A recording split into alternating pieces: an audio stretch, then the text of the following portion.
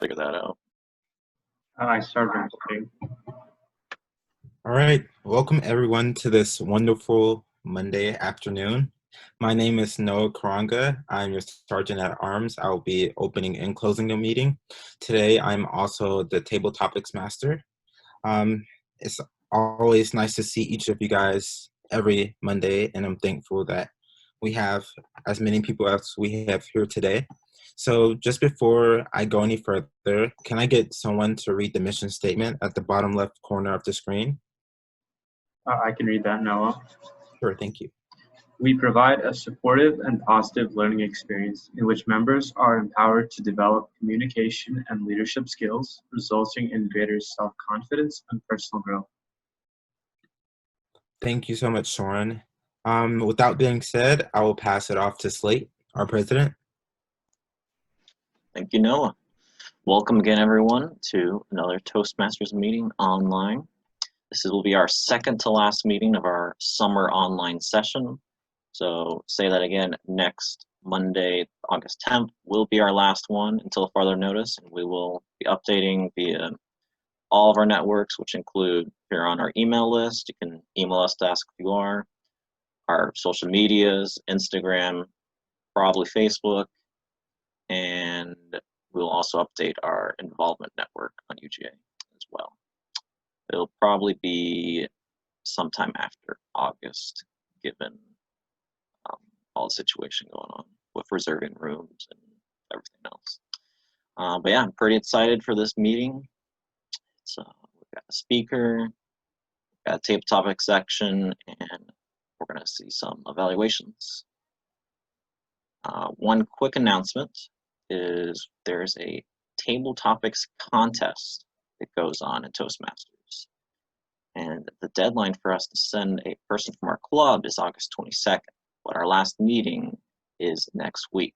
So next week, we're actually our table topic section will actually be a club contest. I believe we're gonna hash out the details, have it ready, send out in group me if there's anything to change, but we plan on holding it like a regular meeting, but whoever votes, whoever gets the most votes, first place, can go represent us at the area level if they want to do table topics contest there. And with that, we can get started. I'd like to introduce Toastmaster Courtney Scott.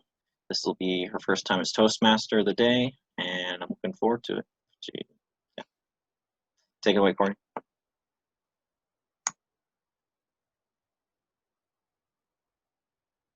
Oh, I think you're still muted if you start talking. Okay, sorry about that. Hey everybody, I'm very excited to be taking over the Toastmaster role today.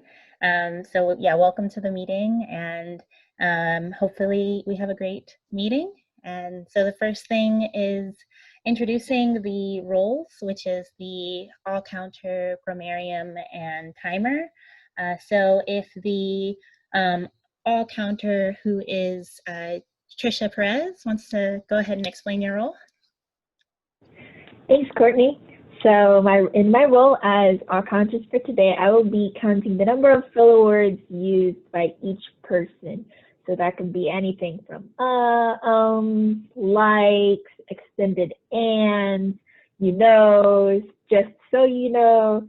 Sometimes there are filler words that are very specific to each person. So I'll try my best to listen closely so that you can really gain that valuable feedback to grow as a public speaker. And at the end of the meeting, I will be giving my report as well as the most used filler word of the meeting. Thank you. Back to you, Courtney. Thank you, Tricia. And then next will be our grammarian, which is Sourin Paturi. Sorry if I said your name wrong. It's fine, Courtney. And I will be serving as a grammarian, so I'm just going to be seeing your general vocabulary and how well you use your grammar, if you make any grammatical mistakes, and just how much diction you're doing and whether it's good diction.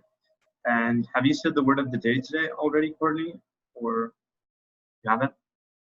So the word of the day today is dither, which means a state of flustered excitement or fear. And yeah, that's about it. Thank you, Courtney.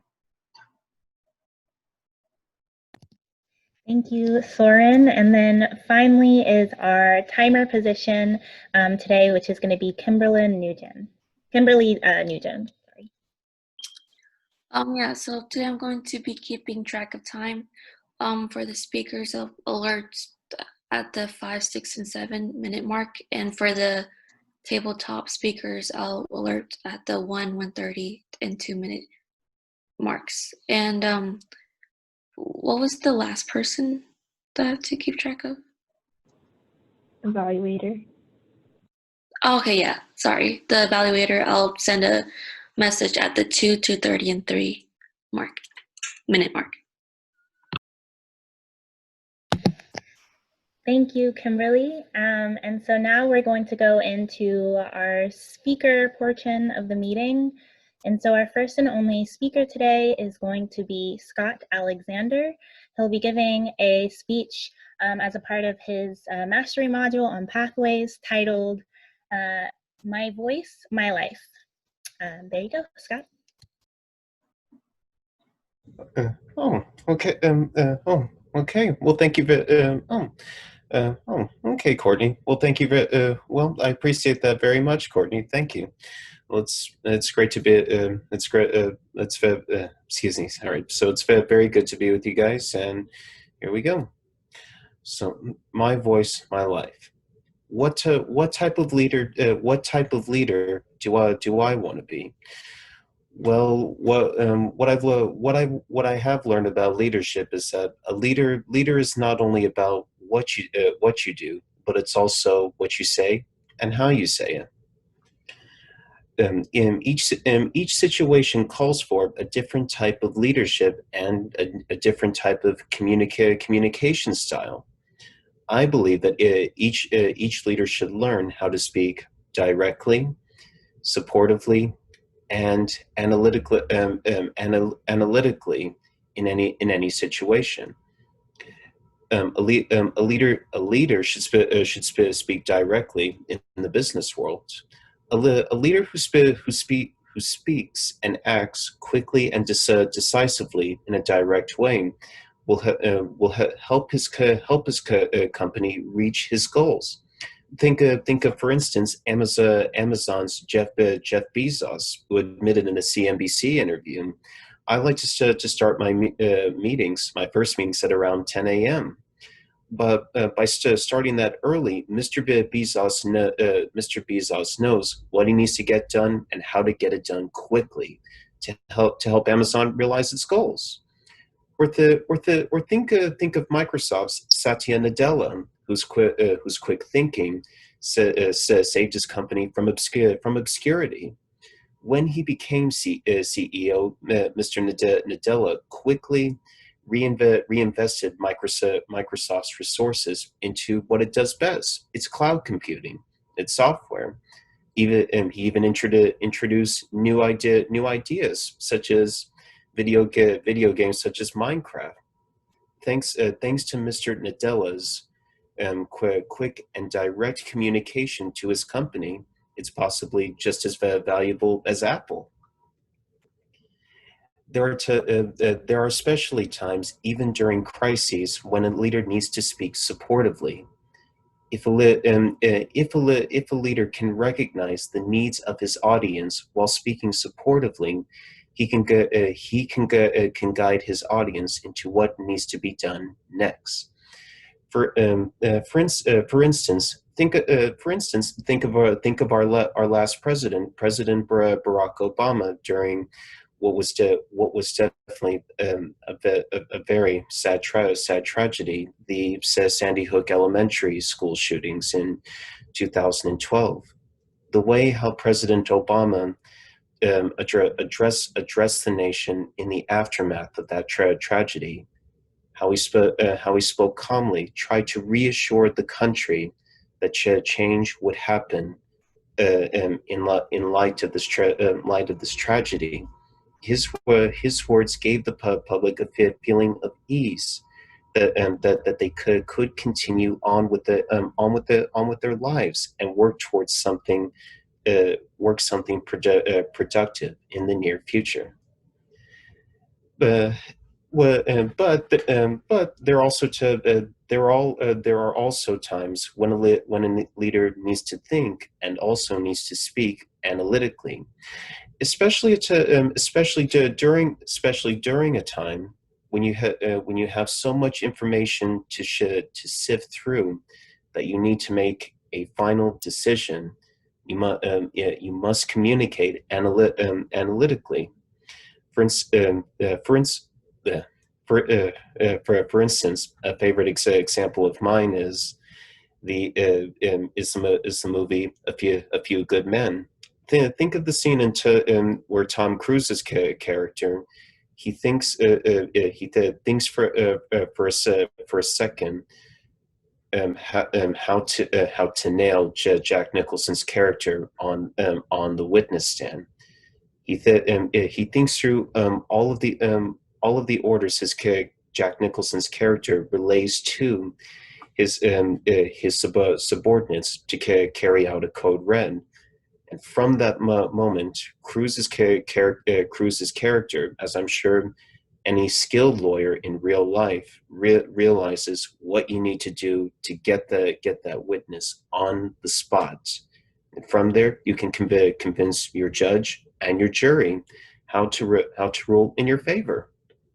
So, I would say that each situation requires people to speak a different way in order to lead people in a different way.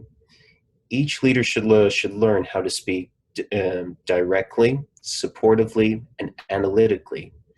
People such as Jeff Bezos and Satya Nadella, because they communicate directly, they can get the results they want for their companies, and help their companies realize their goals. A leader such as President Obama, who speaks supportively, can guide an audience like the entire nation through a tragedy such as Sandy Hook into planning for the future. And someone who thinks and communicates analytically, such as Tom Cruise's character in A Few Good Men, can persuade an audience to think what's most important out of all the noise being thrown at you. And a leader can do as much activity as he wants, but if he can't get his message across to the right people at the right time, then there really is no room for leadership. Thanks, guys.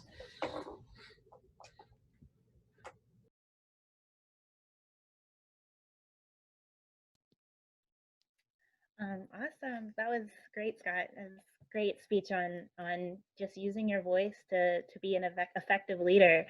That was awesome. All right, so I guess next I will give us time to give feedback to Scott. So it'll be about 30 seconds if you guys want to go ahead and do that.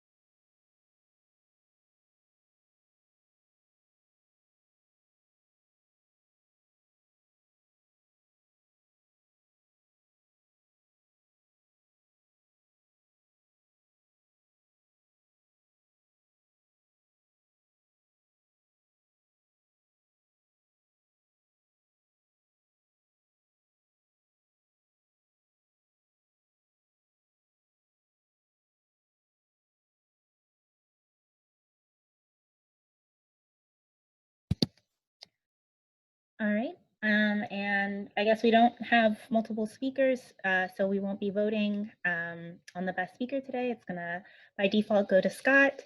And next, I'll have the table topics master, which is Noah today, come up next, and then I'm gonna give him, he can have host privileges. Yeah, host. Oh, yes. Okay, you should be host now.